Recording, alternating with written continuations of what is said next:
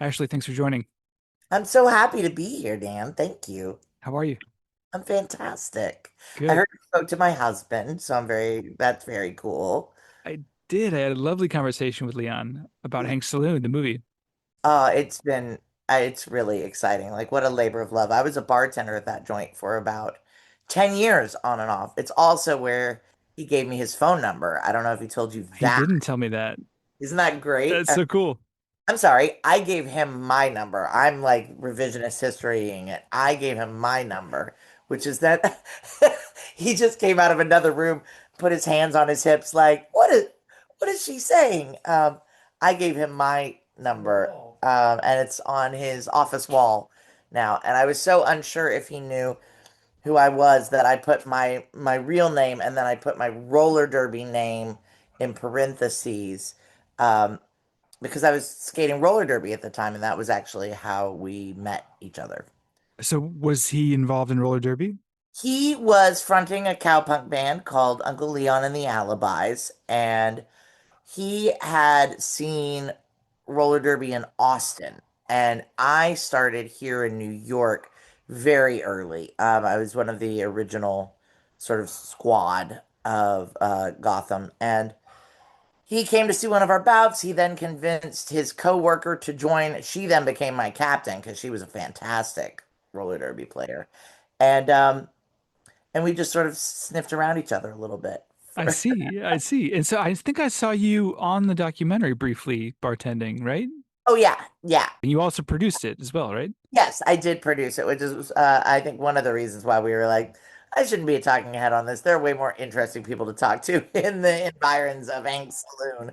I mean, I love Jeannie, Lauren, Julie, Daria, like the people, Kip, everybody that works there that it got interviewed is so spectacular, and each of them sort of like brings a different energy, and you can sort of feel he did such a great job of getting the feel of what sitting at that bar is like, and all of these energies commingling and sometimes colliding, and how it feels to be in the middle of that bar.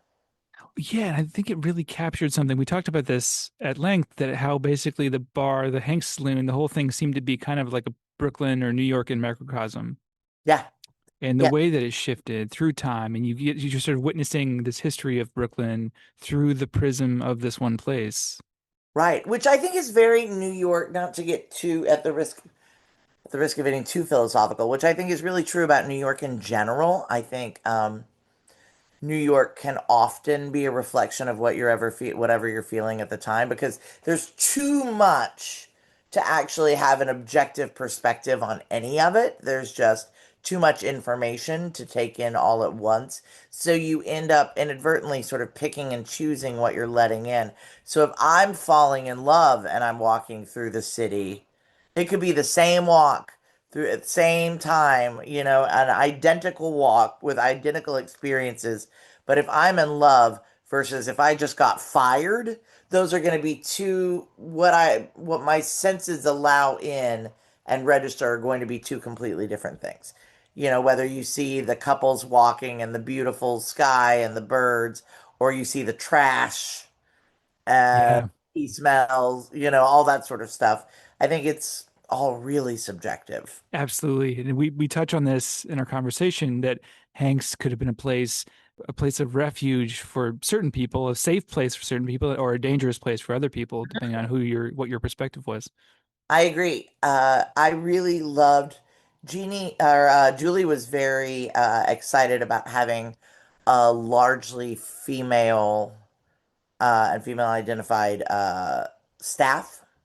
And I think that made a big difference. You had this energy outside, with the flames and everything, but then you walked through, and if you sort of took the 10 steps in, the people you would engage with and the staff were actually really lovely, fierce, but really lovely, and very up to being protectors of women and of marginalized people in that bar. So it was very cool.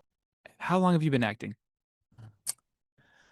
I mean, professionally is a different answer than like in general. My very first professional New York job was in January of 2004. So that's 22 years. If you add on when I was doing theater in Arkansas for you add another year to that.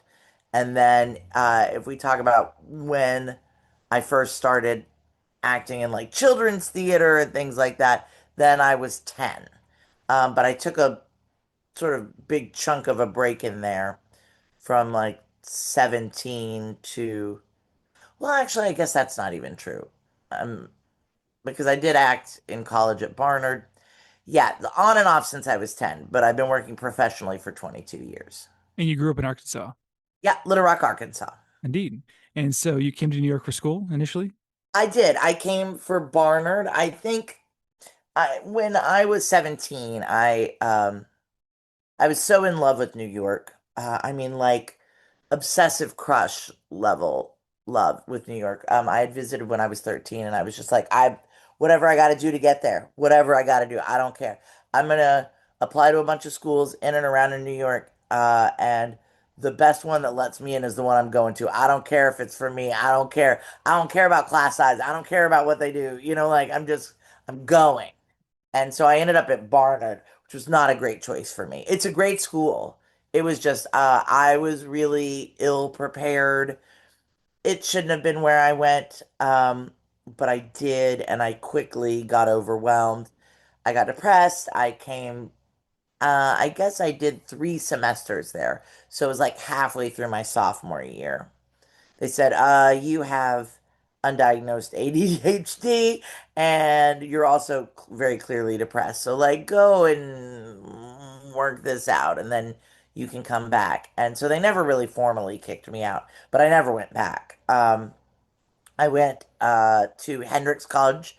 I took a break for about 10 months and, it was just like a pretty uh, rakish figure in, in Little Rock, just running around town like an idiot, doing dumb stuff for about 10 months, working at the Olive Garden. And then I ended up going to Hendrix, which was a great program in Conway, Arkansas, about 30 minutes outside of Little Rock. Mary Steenburgen was from there.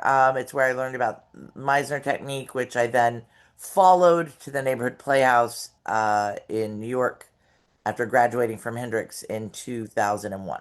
What's the technique? The Meisner technique, which is he's sort of part of the method and the new group and all that sort of stuff, or the group theater. And I'm probably bastardizing this, but the Meisner technique, which I was taught both a little of at Hendrix, and extensively at the neighborhood playhouse where I went for 2 years from 2001 to 2003. The idea is like David Mamet has one of the most succinct takes on it, which is that if you're a woman, if you're a peasant woman begging a king to spare your child, right? You're not paying attention to what your face looks like or where your hands are or what you sound like. Every bit of your being is focused on what you want and how to get that person, the other person in the scene, to give you what you want. And you're just looking, everything you're saying, the only reason you know anything you're saying is because you're trying to see a crack in this king that might break open and spill out some mercy, And if you see that crack, you just drill at that crack and you throw tactic after tactic after tactic at that king because you love your son. So the important things in that are like your relationship with both your son and your relationship with the king. Because if the king's never met you and he's a tyrant, that's a different relationship than if you were like high school sweethearts. Like Mhm. so it's all about relationships, what you want. So context. Yes.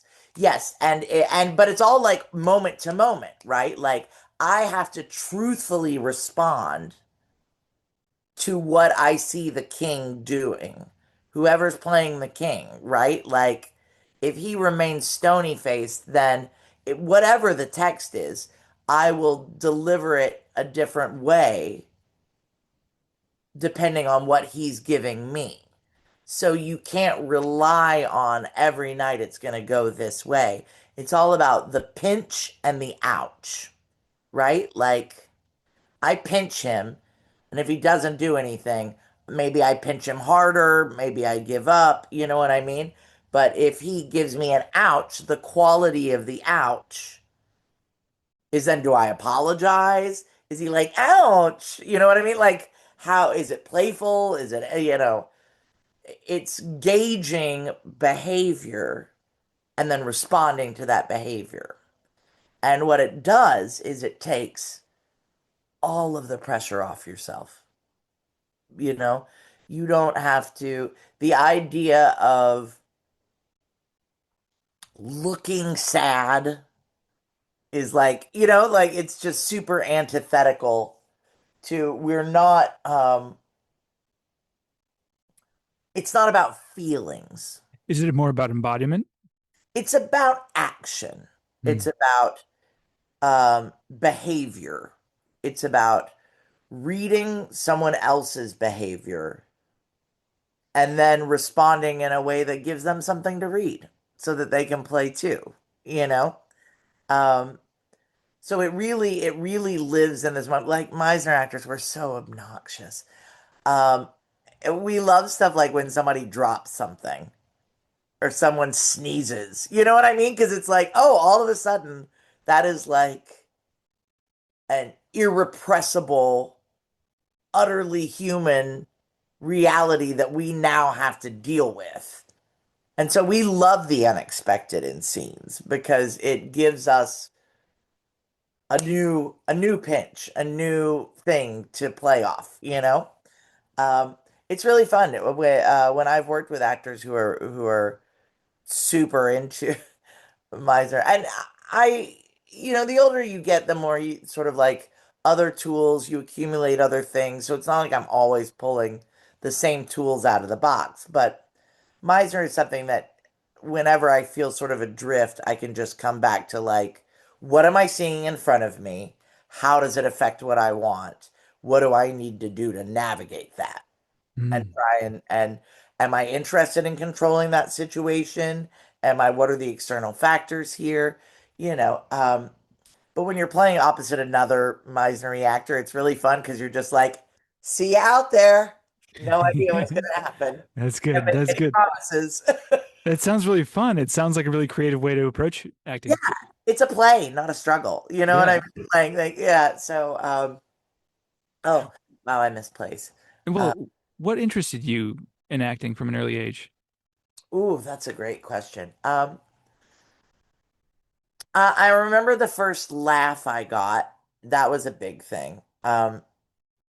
There was just I read really early and I was always really interested in stories. And we did one of those plays in like one of those readers uh that you get in school that have all the different stories in them, and one of them was a play, so they were teaching us how to read plays. And it was about unicorns in a race, and everyone wanted to be the sweet, good unicorn that eventually won the race, but there was a bad unicorn, and he got all the jokes. And I was like, it's wild. At like 7, I was like, oh yeah, this is the good part. I want to be, I want to be the bad unicorn that like sabotages the race and says all the funny stuff. I don't know what that was, but I did, and then I got my first laugh, and I was like, oh, it like traced a neuro pathway through my brain and created a hunger that has needed to be fed for the rest of my life. It created a monster, right? Absolutely. Which is funny because I don't necessarily do a ton of comedies. And I don't necessarily uh feel that they're that different, comedies and dramas. I think comedies are more technical and thereby harder for me. I really love doing drama, but there's just something about that early laugh that really hooked me on it. And the idea of getting to be, I think if I'd been the good unicorn, I might have felt differently about it, but getting to be bad, getting to misbehave, like an authorized misbehavior, was really delicious to me. And I think um, that's what hooked me on it. And then the first full length thing I got to do was the High School Musical. When I was in fifth grade, they decided to do Oliver and they opened up the musical to fifth and sixth graders because I was in a school that was kindergarten through 12th grade, and they opened it up for us to be urchins and we could audition. And they actually cast a sixth grader as Oliver, and then I auditioned for the Artful Dodger and ended up getting it. And I fell in love with the part. I fell in love with backstage. I fell in love with the theater.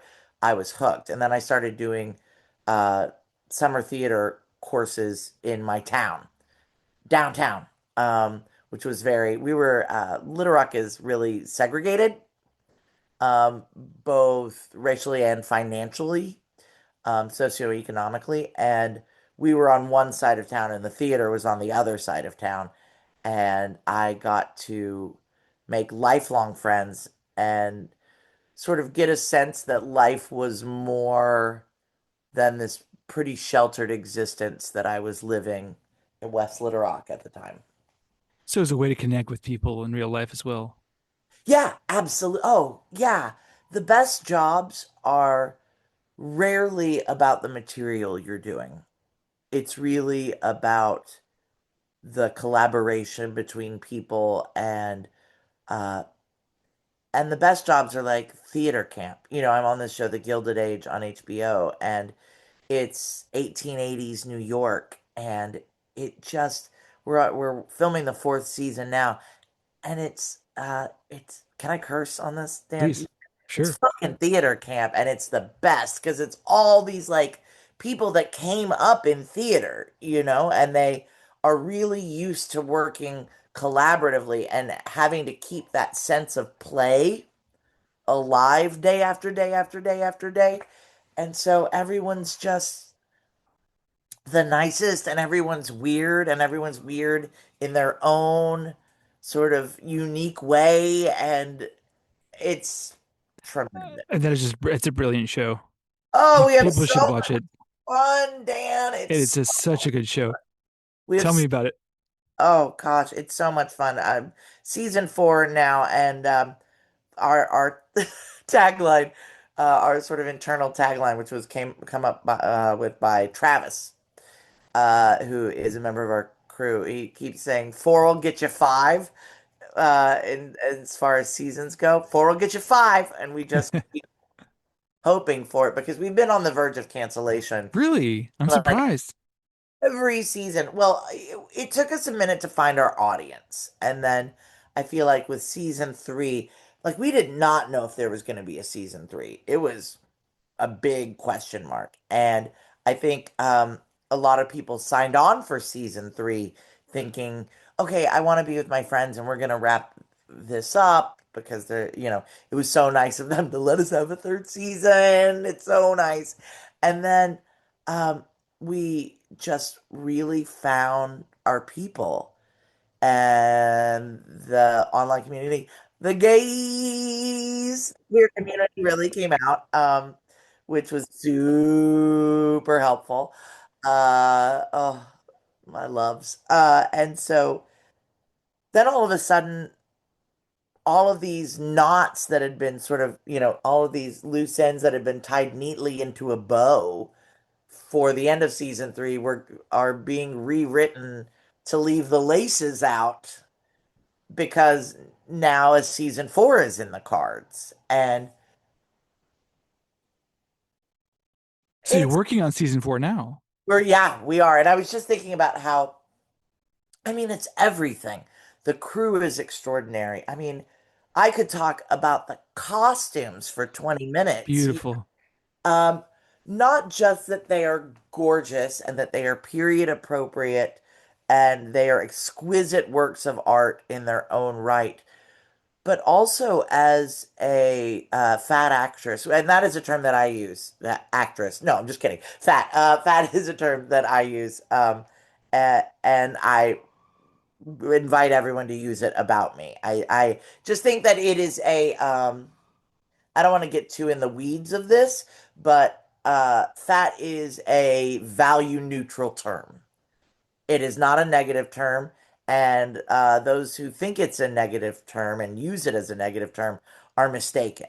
Um, I feel like plus size, overweight, those are value terms, like over what weight, plus of what size. You know what I mean? Like fat is just descriptive. We all have fat.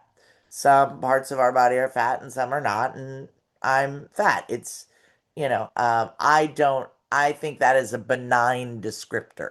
So anyway, as a fat, moving on from that, as a fat actor, um, it's really extraordinary to get to put these costumes on and to have these costumes built for you and made for you and for your size to not feel like something you're working against in a characterization. I have been on shows, and even on period shows where I felt like the designers felt like my body was something they had to contend with, that they had to work with in spite of it, as opposed to in harmony with it. And I just really feel in wardrobe and costume, like every other part of Gilded, I just feel really uh held and celebrated for who I actually am. And it's such a rare experience. It's really extraordinary. That's so beautiful to hear because that's one of my favorite shows, to be honest. Oh, thanks, Dan. And it's just a brilliant show. You are Mrs. Fish in that. I'm completely convinced. It is And something to be the somebody referred to it as the Molly Brown of it all the other day in a Titanic reference. Because she is a real historical figure, and I'm the only person that's ever portrayed her. interesting. So she was like a hobnobbing with the Astors and so forth. Oh my gosh, yes, she was one of the leaders of the 400. When Lena Astor sort of retired from public view, um, it ended up being a triumvirate that ran the 400, which is the top echelon of New York society and really society as a whole was the 400. And it was run by a triumvirate of Alva Vanderbilt, who is sort of who Carrie Coon, Bertha Russell is modeled after, and a woman named Tessie Ulrichs and Mamie Fish. The three of them were the doyens of that society. Mamie Fish was a real person and absolutely bonkers. She In was, what way? oh, there's so many stories. She was really loud and she was really rude. She was really, really rude. She would just say things to people. Like she would throw these parties and she wouldn't serve wine. She would serve champagne because they're sleepy enough. She was quoted as saying, and she would make the dinner part go really fast so that we could get to the dancing and partying. So she would like the her waiters, if you like sort of put your fork down for a second, they just sort of whisk your plate away. But like the way she was really nuts was she would throw these parties that were so bizarre. First of all, she was the sort of woman that, like, okay, I'm trying to think of which story to tell first. Oh, okay. So she got a floral arrangement once from an admirer. Um, and it had a bee that had sort of found its way because the flowers were fresh and lovely. And this bee was sort of buzzing around this flower arrangement. And she was so charmed by the bee that she made her servants catch it, made a jeweler on the spot fashion a gold collar and leash, and then required that one of her servants affix this collar and leash to the bee and then to the flower arrangement so that the bee would stay, and she kept it as a pet. She would also do things like, yeah, if you watch The Gilded Age at all, you know that there has been a marriage of the new money Russell family daughter to the Duke of Buckingham, which was a very real thing. They were called dollar princesses. And it was the way that new money, post-industrial revolution money, sort of finally got an edge on the formal New York Knickerbocker society of before that time. And what they did was they used their money to marry their daughters off to sort of crumbling monarchies all over the globe. And this happened multiple times. So Mamie decides to throw a party and she tells everyone, uh, dress for royalty. The guest of honor is Prince del Drago of Corsica. And so all these people are like, ooh, a prince. Maybe we can marry our daughters off. Let's wear our best finery and let's give a gift. And Corsica sounds nice. It's probably less damp than England. Maybe our daughters won't be mad at us if we send them to Corsica. And so all of this sort of stuff. And Prince del Drago of Corsica is a monkey that she has dressed in formal, like Prince military regalia and installed at the head of this long dinner table. She gets the monkey drunk on champagne, and everyone has to talk to it like it's a prince until it gets too drunk and it climbs the chandelier and starts throwing shit and light bulbs at the guests. It's one of her parties. Her best friend was a guy named Harry Lair, and they would dress him up in drag as the Queen of England. And one time, uh, I don't know why this is one of my favorite stories. They were so loud that they A got kicked out of the opera once. B, they didn't get invited to a party one time, and Mamie went and confronted the man who was throwing the party. And he said, well, I've got actors coming that are performing a musicale, and you'll be too loud, and you and Harry will disrupt things. And she said, if you don't invite me, I will tell Harry to tell everyone that your cook has smallpox, and then no one will come. And so he was like, fine, you have to stay on the porch during the So musical. it sounds like she was a force of nature. Oh, man. She simultaneously um, really cared about society, but also sort of thought you should burn it all down. She thought the idea of the 400 was very stupid. She was like, the idea that there are only 400 people in New York worth knowing is atrocious. She was friends with actresses and fashion designers and really interesting people that were sort of outside of society. But lest I be too glowing about her, she also like didn't believe in women's suffrage. She was functionally illiterate. She never really saw the point in learning to read nor write much. She and her husband were very deeply in love. He was a the president of the Central Illinois Railroad, and they were sort of teenage sweethearts. But he didn't like parties, so he never went. She would eat lunch with, or she would eat dinner with him, and then he would go to bed, and she would go out or have people in, 200 people in for a party. They would party it up during the guild. I mean, there was like all night parties, right? Till like 8 a.m. I mean, look, Yeah. it's not like she had a job, you know what I mean? Like, what else? It's really interesting to see all of these sort of brilliant minds, and some of them were really brilliant. I mean, Mamie was smart, smart, smart. Um, and that's what they're working on is the sort of machinations in a primarily social sphere maybe to help their husbands advance, maybe not, you know? It's fascinating. You get really good at history, and this is the old New York. This is where you can still sense it if you go up to the Upper East Side, Upper West Side. A lot of those institutions still have those names on them, and still they were built by these people. Oh yeah, the old Fish Mansion is now a Bloomberg Foundation building. And we got to sort of walk around the inside of it. Of course, it's been gutted, but the windows are the same. And I don't know, there's something really special about getting to look out a window, the same window that she looked out of. Um, just sort of the overlapping footprints of that through time is very Amazing. cool to me. I've been thinking a lot about time lately.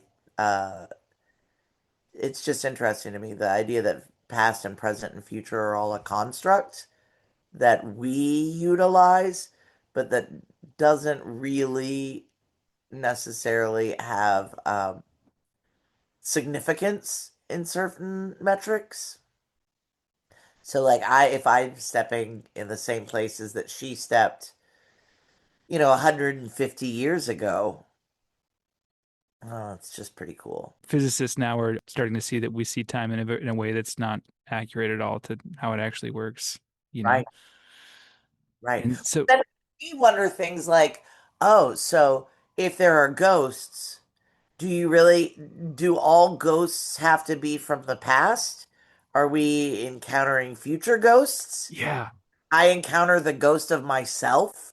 Is, yes, from the future, looking at your past self. yeah. Is the future me like, is that what's in my closet making me feel weird? You know what I mean? Yeah, well, it could be somebody. I think it was the artist John McCracken was talking about having an experience of like looking out on some vista or being in nature or somewhere, and then sensing himself looking at himself from the future. Oh, Like he's like, oh yeah, that's I'm just like looking at myself in the future, and you kind of feel that sometimes. I mean, certain things like psychedelics will definitely precipitate an experience like that. certainly. And I'm not gonna pretend like I haven't had experiences with that. I also have been sort of this is something that I've thought about since high school, and I think we're sort of touching on it right now. The idea that there's not really a term for it. I'm sure there is in another language, but in English we don't really have a term for it. That feeling of being in a moment and knowing in that moment that you are experiencing something, and it can be a mundane moment. I remember the first time I actively had this thought. I was sitting watching the sunset at a friend's house. We would sit out and on his street and watch the sunset and just like talk about stuff for hours and hours and hours. And I remember thinking, I'm going to be older and I'm going to remember this moment. This is, I'm creating a memory in this moment, right? Like you're living the memory in a sense. Yes, you're living the thing that will be remembered later. And now we talk about it as like core memory or whatever, I've but never heard that. don't really, yeah. Core memory, I think, is sort of, I've heard it used by my friends who are parents as like their build, and often it's used as like, oh, we are facilitating a thing for our child, like being present on a holiday or a thing, or like this really big thing that happens, this really exciting thing that happens for this kid is like core Like memory. something they'll always retain. Yeah, something foundational, Yeah. and also like something that molds you in a way. We all have those sort of like playing the Artful Dodger in fifth grade. Like that was absolutely an experience. Formative. Yes, formative. Exactly. If I hadn't had it, I would probably be at least a slightly different person. Probably all artists had an experience of affirmation where they get a response that's very positive. And so that does talking about you were talking about the neural pathways being formed, I think from an early age. Like I was always drawing and it was encouraged that you start to identify with it and it changes your whole trajectory. Right. You're empowered. Yes. And, and it's great because I think early empowerment because that laugh and doing the Artful Dodger, which was an incredible experience, really bolstered me enough so that when I went to children's theater downtown, it was not easy. Like my school didn't have theater. We had a musical once a year, and it was the first year I'd been part of it. And then I'm going to a program with kids aged 10 to 18 who have been doing theater. They are like in it. And So you must have learned so much from these older kids. oh my gosh, but it was also quite daunting. And it was great that I immediately sort of got knocked, like you're hot shit at your school, but you're not hot shit here. And like I remember the first time that we all sang together. I was so used to singing in, music classes at my school where no one else was interested in being an actor or performing in any sort of way, or at least had not really articulated that. And I was always too loud and having to sort of modulate, like hold my voice back so that other people could be heard. And also because I don't even know if they told me to or whether I was just embarrassed by how loud I was. But the feeling of getting to sing out among 60 other kids who are also singing full voiced and well, that's foundational. Just like a formative memory is just being like, oh, not only can I use my full voice, I really need to, or I'm gonna get like nobody's gonna hear me, and So you're uh, being yourself to the fullest, really. yes, and that being not just okay to do, but that's the ask, right? Any moment you're not being your fullest, most authentic self is you not doing your job. Ooh, did you feel that way as a visual artist? Did you have moments where like somebody was like, no, no, no, no, no, no, no. Oh yeah, This I did. we're indulging you and allowing you to be weird. This is the requirement. We need your voice. When I went to grad school, they called me out right away from because I went to Indiana. So Indiana University was very much like do you know Fairfield Porter, the painter? It's Yeah, like yes. yeah, like that, like painting from which I love those paintings. They're beautiful, but that was like a school where everybody painted like that. And they kind of knew when I went to grad school after that, one of my professors who ended up being my thesis chair, Tim Van Laar, awesome painter, awesome guy who was on the podcast before, said, you got to knock it off with this Fairfield Porter Indiana painting thing. And I was like, what? And Right. then from that point, you have to let go of this stuff and just really be yourself. And then you are so rewarded. I don't mean externally, but that's when you really get the benefit of the practice of any creative practice is just letting the old stuff go. Yeah. And it's hard to do initially, and it gets easier the longer you do it. So many times I think about how lucky I have been to work consistently for a really long time because, I wanted to say you have an incredibly impressive resume. You've done a lot of work in film, a lot of work in TV, and you've been in New York most of that time, right? yeah, almost all of it. I have done a few trips to LA. Some shows, I did a show called $1 that was in Pittsburgh that was great, but New York has always been, since 2001, has been my home base. Do they film most of the shows you work on in New York? Most of them. Yeah, like right now, the two shows that I did this year, Gilded Age and Stumble, which I love, which is an NBC half-hour comedy, and I'm so in love with it, and I really hope it comes back for season two. Just it's so much fun. It's so silly. It Gilded is like my love, and then Stumble is like my crush that I just met. You know what I mean? That I'm just like, oh, I started working with this new girl, and she's really cute, and I really like her. And I just really hope she gets to stick around. I really, really hope we get to come back for a second season. But that's funny because that's a Texas show. Like that show takes place in Texas and Oklahoma, But they and, filmed it in New York? and it films in New York. Interesting. Brooklyn. Where do they film it? Brooklyn in Greenpoint, Oh yeah, right. There's studios over there. Yeah. in those Greenpoint in the Yeah.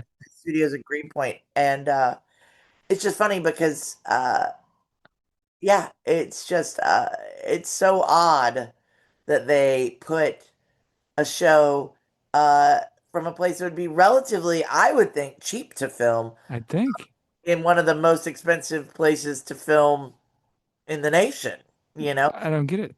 They shot the pilot in Atlanta and then, but I'm not on the pilot. I started that show in episode 2. Um, and then they moved it to New York. I think infrastructure has a lot to do with that, like where the actors are, where are we moving people, ease of crew that, So all the stuff, the equipment's here, the crew's here. yeah, like I'm from Arkansas, so I tend to think about that sort of thing because I really want Arkansas to have a thriving film and TV scene. I think it would be a real boon to them. It's hard to champion it right at the moment because we are under uh, the repeal of Roe v. Wade trigger laws, so it's tough to like be like, oh yeah, you should go film in Arkansas. Where if one of your pregnant crew members accidentally miscarries, they may be brought up on charges. You know what I mean? Like you can't really. It's so wild. Everything's so tied to everything else. Um, but I really think that Arkansas having a thriving film and TV program would be so great because they do have people there. There's not a film school there, which would be like the first step is have a great film school there because that's how you build infrastructure, right? You train directors of photography and you train crew people and they get this education and then they go and work on stuff. And I just think it would really be so beneficial to my home state to do that. So coming up as an actor in New York, was it difficult to get roles? And now how do you like how does that work with the audition process? And I wonder how you think about even the term career. Yeah, career is really interesting. I wonder what the overlap for us is. Acting is so fundamentally accessing similar things as painting, but it's like if in order to be able to paint something, to paint a painting you wanted to paint, you first had to paint something else and then submit it to a bunch of people. And then if they decide yours is the one, then you get to paint a bunch of different versions of the one that you painted, of the thing you want to paint. And then they pick the best one of that out of those. But And also to make that painting, you need a whole crew. yes, and you need about 3 dozen people to sign off on you painting the painting. And then you need like 300 people to help you paint the painting. And then you give a bunch of different versions of the painting, and then they pick one. And so that's sort of, it's such a collaborative form, but which has pluses and minuses. I like working in collaboration. I don't think I write, and I often like writing with writing partners because I have a real problem with knowing when something is done. And that's honestly what I think about a lot of times when I look at visual art, paintings in particular. Like I look at something as sort of iconic as like water lilies. Water lilies is fucking huge. When do you put the brush down? Like when do you say enough? Like as an actor, time structures are imposed upon me. I'm done when it's time to roll, when they call cut, And in a play, I work up until the moment they say you're on, and then I work some more, and then I'm taking off my makeup and going like, well, okay, we'll try again tomorrow. They say when I'm done. So I've never really self-called it like that, except now in the audition process. Because auditions, when I started in 2004, auditions are fundamentally different now. We are no longer in the rooms. I have had one in-person audition since March of 2020. One. And every other audition, and there have been, I mean, over, I would say probably close, I don't know. I don't even know. I get maybe 80 auditions a year, 80 to 100 That's a auditions. lot. Wow. Um, because sometimes you're like, oh, four in a week, and sometimes you're like, I haven't had one in 3 weeks. So it's sort of hard to gauge. But I'd say squarely probably about 80 Are they auditions done over Zoom or what? a year. No, self tapes. So literally, you are recording, you are your own lighting person, camera person, sound person.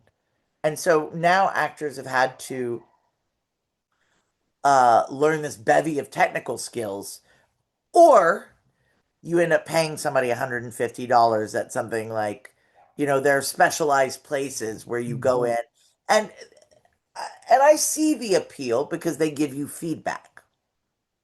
And that's what I miss the most about being in an audition room, is having uh, a director or a casting director say, that was great. Let's do it again. And I think maybe this time, and sort of giving you, To kind of give you some hints. yeah, yeah, just adjustments. I love adjustments. I really like playing new things and thinking about things in ways that maybe I wouldn't have caught, and doing it in a way that would not have been my first choice. I think that's very, very cool, and I miss that part. I miss the human aspect of that. And I'm really lucky, Dan, because I'm married to an editor and filmmaker. So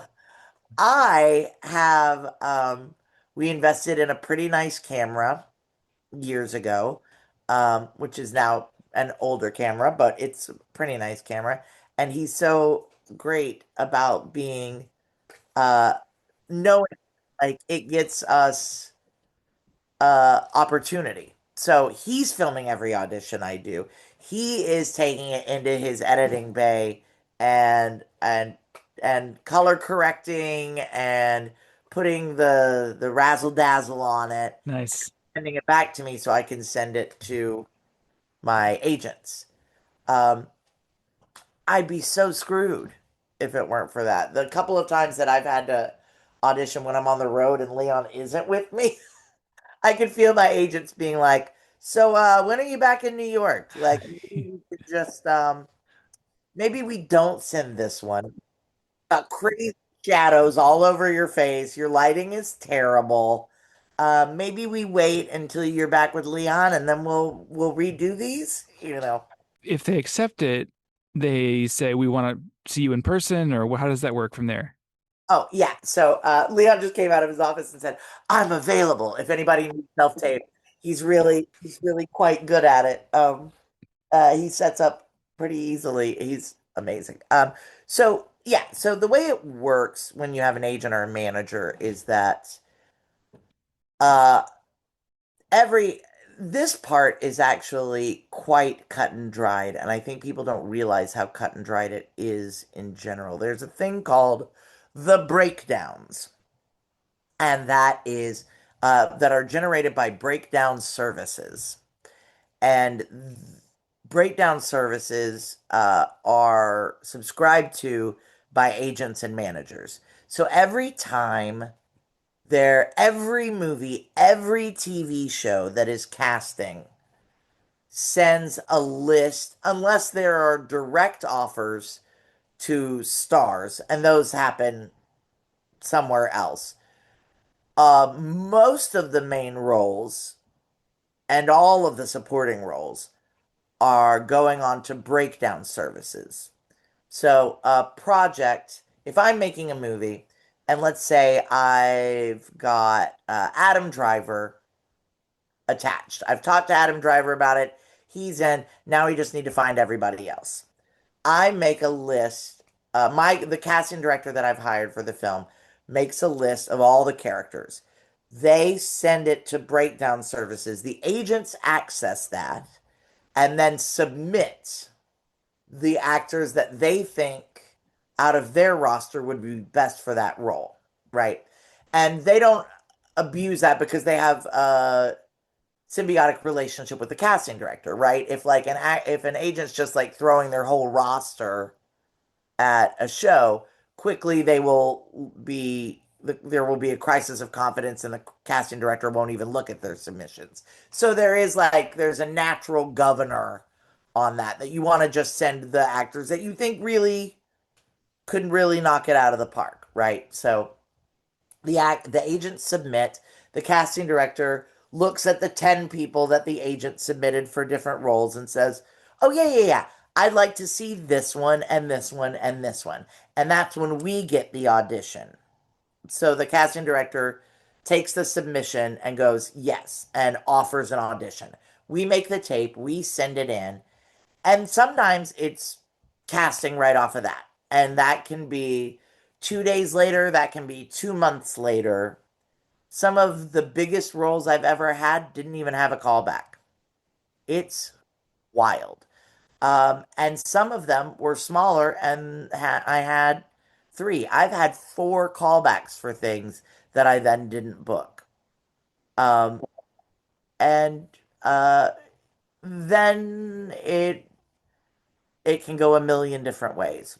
But generally, it's you self tape, and then the callback is over Zoom or another tape.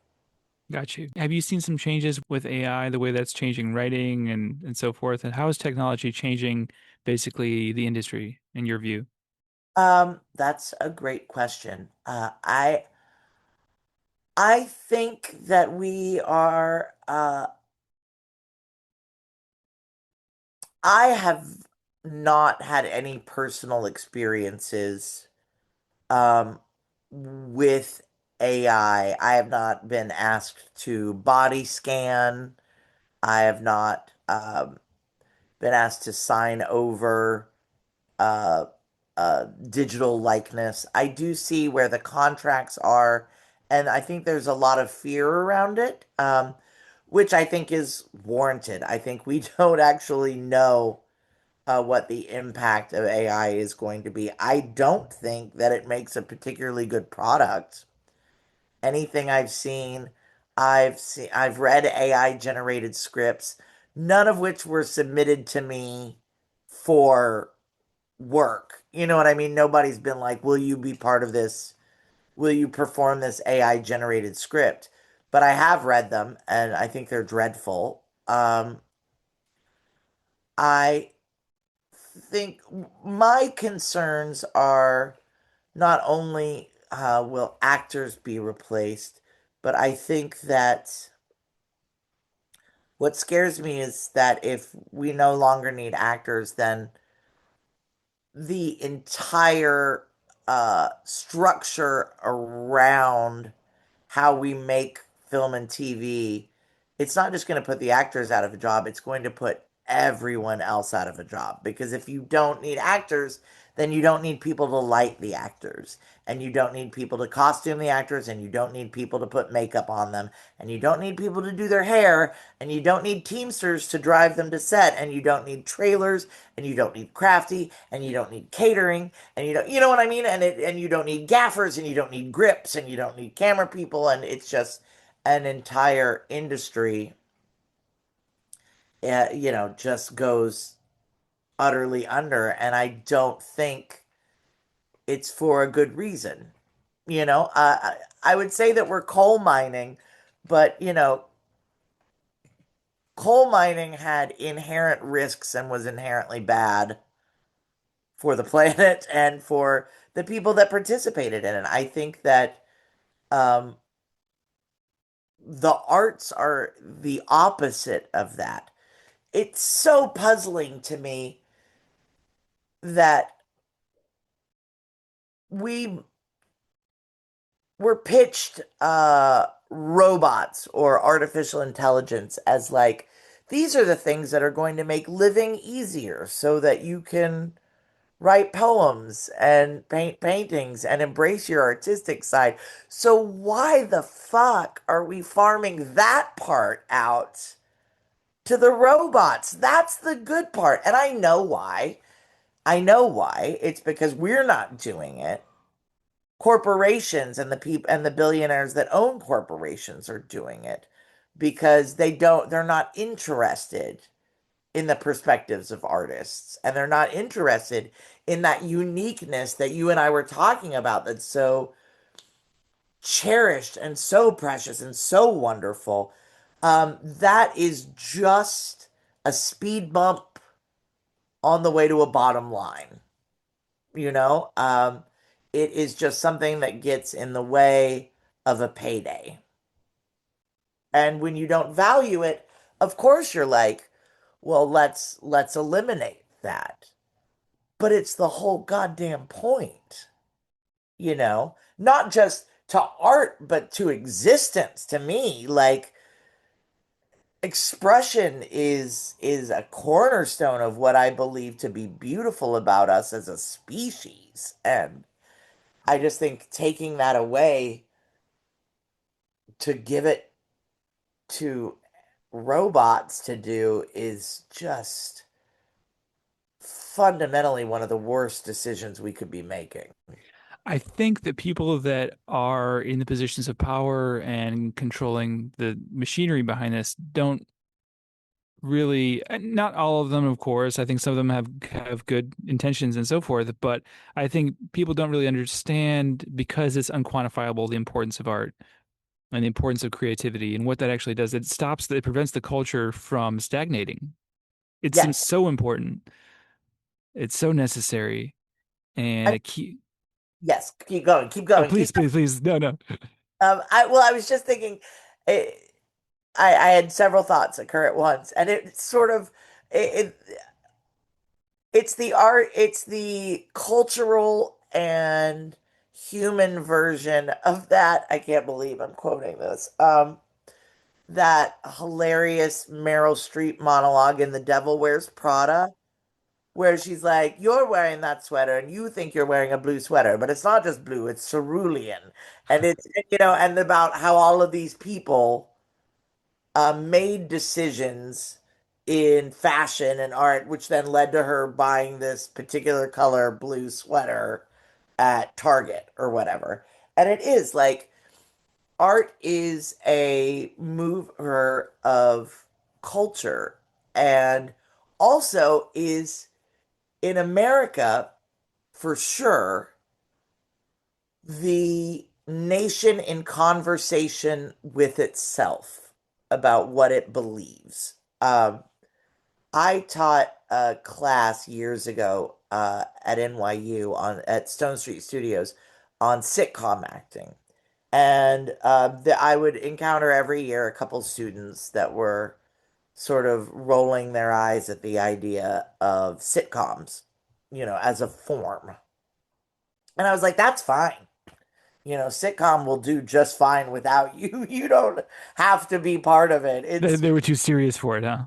Yeah, yeah, Yeah, yes, exactly. yeah. And that used to be, it's funny, now everybody's doing TV, but like there was definitely, I came up in a time when TV in general was sort of, there were movie stars and then there were TV stars, and there was a real sort of hierarchy there. And that has largely, I think, disappeared.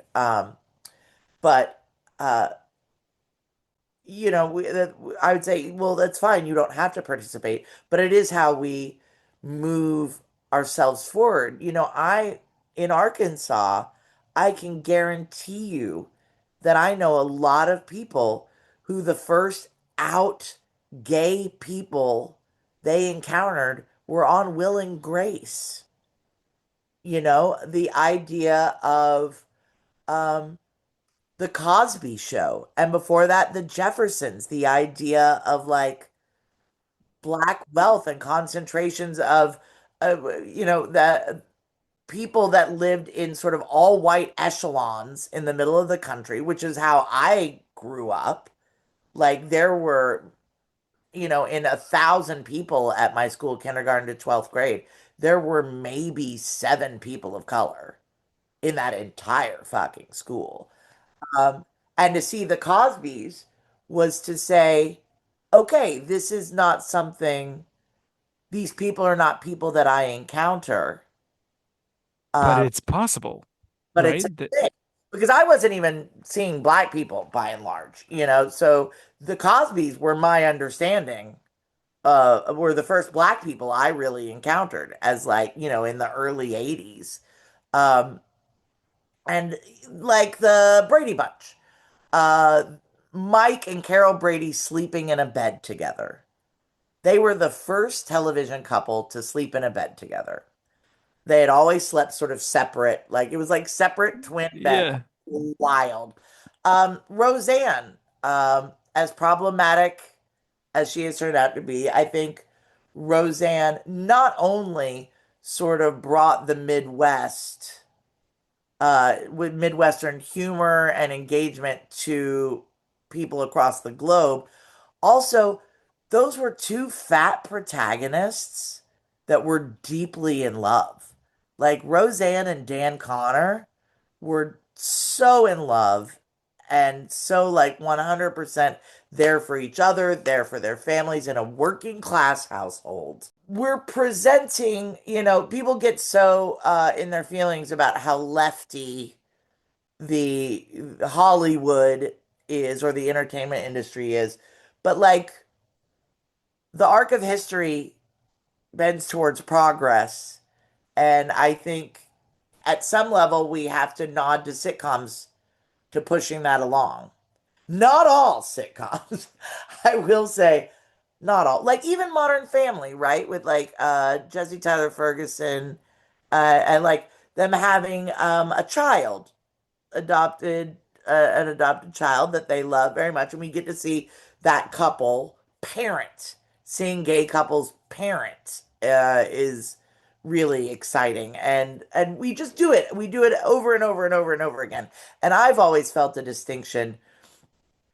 There are always comedies that have punched down, and there are always comedies that have sort of helped us ascend. And I think that there should be real pride of ownership and being part of a company of performers and crew and writers and directors that helps move the culture forward. And I think that AI has no interest in that. And I think that corporations often have no interest in that. Um, and so it's up to us to sort of stick to our guns about it. That's well put. Thank you. How does the perception of being an actor differ from the reality Oh, in your view? it's funny. Well, first of all, like, I think I said this to someone the other day. I was like, yeah, like if my husband's out at the bar or whatever and meets somebody and they start chitty chatting or whatever, and he's like, oh yeah, my wife is an actress. She's gonna be here in like 20 minutes. And then I show up. I think I'm a fundamentally different person than they're probably picturing. When somebody says an actress, there's this there's this version that we have in our head when they say actress. And then when I show up, it's like, oh right. Oh, I guess those people are actresses too. But to me, in my view, you strike me more as an artist than somebody who I would characterize as specifically an actor. I think that's very cool. Acting is kind of all I know how to do. Like I don't paint. These are It's all this, kind of the same. but I'm like it's the whole act, Dan. Yeah, Like I don't yeah. have, because I think it's very cool. Like there are people like Mae Martin who's got like a band and is doing a stand-up tour and is writing a series and is doing that. And it's like, Well, yeah, I sort of do that. I play in a jazz band. And you said you're right. I do. I do. I hate writing. I love written, but I hate writing. It's so boring. Um, What are you but working on? oh, what am I writing? Nothing. No, that's not true. I am working on a couple of different things. I have some writing partners. We've got some really fun things we're working on. This one Mormon thing that's really wild. There's a couple of fun things in the tap. But to go back to your question, I think being an actress is a lot more vulnerable than a lot of people think it is. I think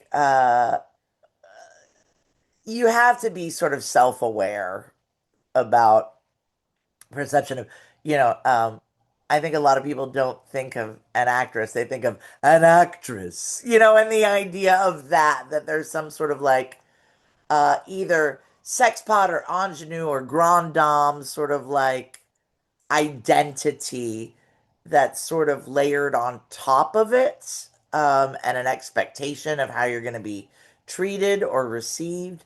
And I don't find that to be true in most of the actresses I know.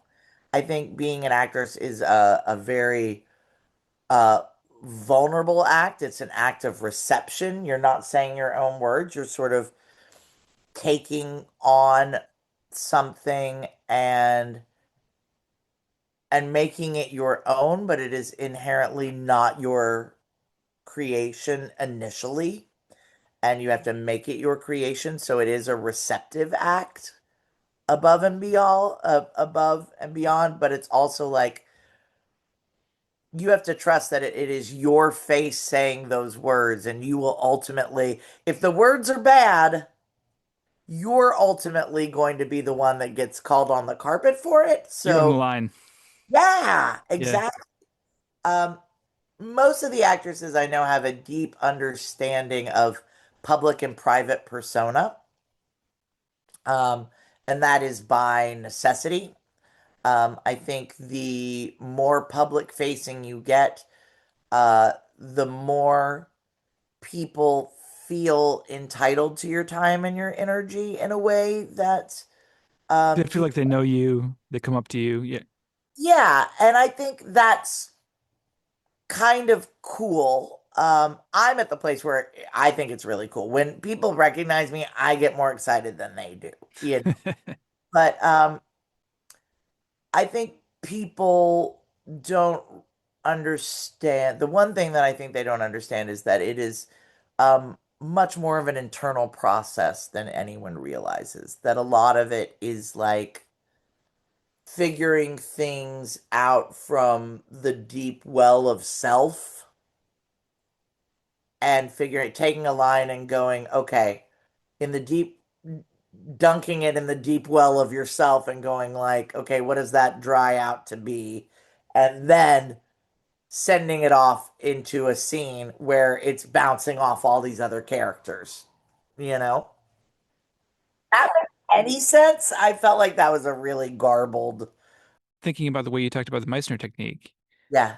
there's so much more going on than I realized. You probably do it automatically at this point, but there's a lot happening. There's a lot of processing happening. You're processing what you're doing, not necessarily like consciously, maybe, but then you're really responding to this situation, to the other person you're acting against, and it's an art form. It really is such an act of creativity, of generosity, and I can see how people would not understand how complicated it is. Like you make it, but you can't make it look like the painter Robert Ryman said.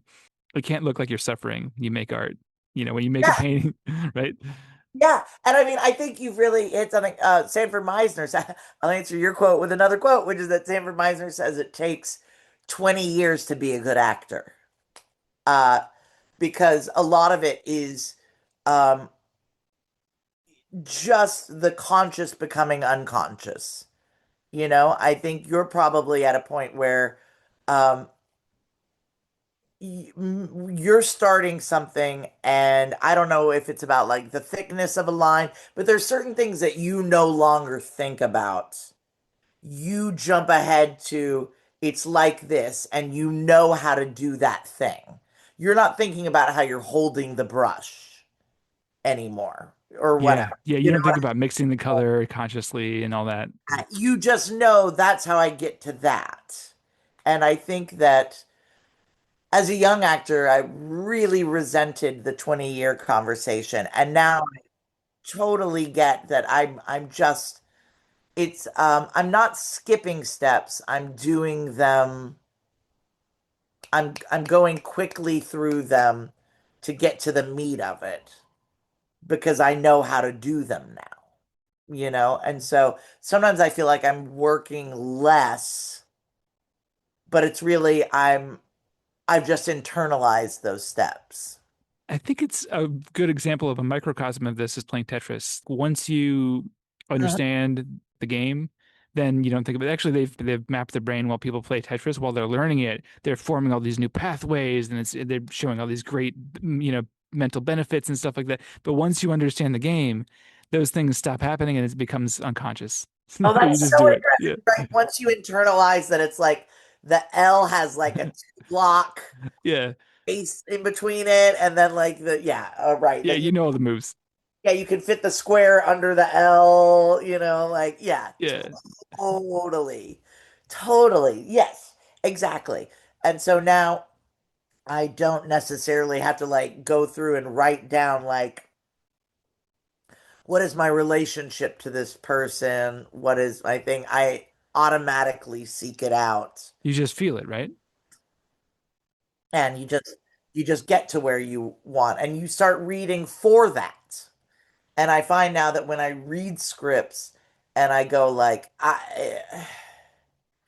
I don't know what this person wants, because sometimes the language just doesn't fit in your mouth, but you can kind of like go, okay, I see what they want. And if they want that and they're like that, then maybe I put this spin on them being this kind of person. Oh, and now the words fit in my mouth. Now I get it. He talks like that. He says it like that. So you got to crack the code sometimes. Yes. Yeah, it is a little code breaking. Yeah, exactly. But sometimes I go, well, this is just, they don't want anything. There's nothing going on. They're just here. I don't know why they're here. Um, I'm gonna pass on this one. Yeah, yeah. Why they're here. I don't get it. I don't get it. It needs, I don't know what it needs. It doesn't need me, But basically. that's such an important thing to know what to take on. Yeah. Oh, saying no is like the one real power an actor has, right? Because like yes is in other people's hands. No is what Mm, you yeah. can always go. Uh, my friend who's a casting director always says rejection is protection, which is really great. Like if they didn't want you, then you don't want, Yeah, that's good. you know. But I think it also works with like my rejection is self-protection.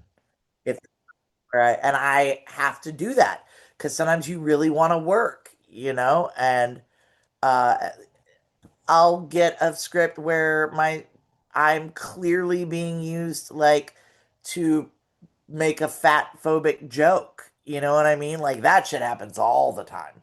Like I get a script and it's just like super fat phobic. And I don't even know if they realize it. I don't know if they're thinking about the person that they're hiring behind that. And but casting directors are, and they're always so apologetic. And my agents are great about it. They're like, listen, I'm just passing this on because I know that you're wanting to buy a house in the next 4 years or whatever, like they'll go like, I don't know where your money's at, but here, you know, I just thought that, and they do try to insulate me from the worst of them, but sometimes they'll go, you Well, know, I think you have to know yourself, right? To know what to take on, what not to. yeah, because the worst is to show up and to feel that, uh, You're being at exploited or Yeah, and like just the absolute lack of respect and like that terrible, terrible feeling. I'm so lucky that I haven't felt that in a long time. I'm so fucking grateful that I've like gotten to work with people that value me and value what we're making together.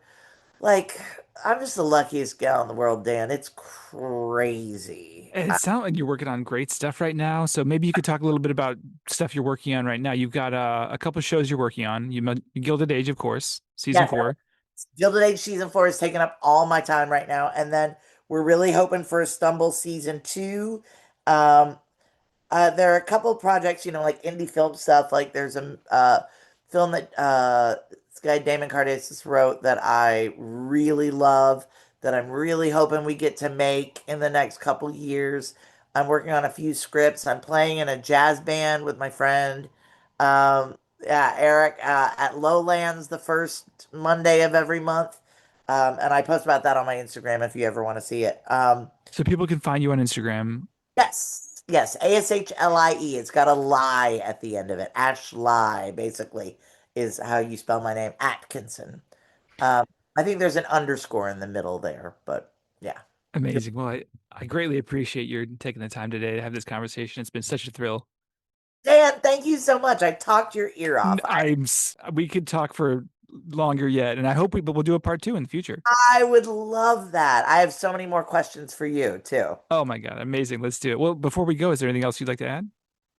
Um, take care of your communities. I know you already know this. You're living in the same world I'm living in, so everybody hold each other tight. Very good. Very good. Absolutely. I'll put that into the air. Thank you, Ashlie. Thank you, Dan. Have a great day. Take care. You too. Bye.